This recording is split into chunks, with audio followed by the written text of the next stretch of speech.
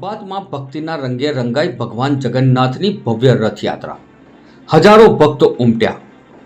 ખંભાતના શકરપુર સ્થિત શ્રી રામજી મંદિરથી ભગવાન જગન્નાથની ભવ્ય રથયાત્રા પરંપરાગત રીતે ભક્તિમય વાતાવરણમાં નીકળી. ઢોલ નગારાના નાદ અને જય જગન્નાથના ગગનભેદી જય ઘોષ વચ્ચે ભાવિકો રથયાત્રામાં જોડાયા. રથયાત્રાના રૂટ માર્ગમાં ભક્તોને નાસ્તા તેમજ ઠંડા પાણીનું વિતરણ કરી સેવા ભાવ વ્યક્ત કરવામાં આવ્યો.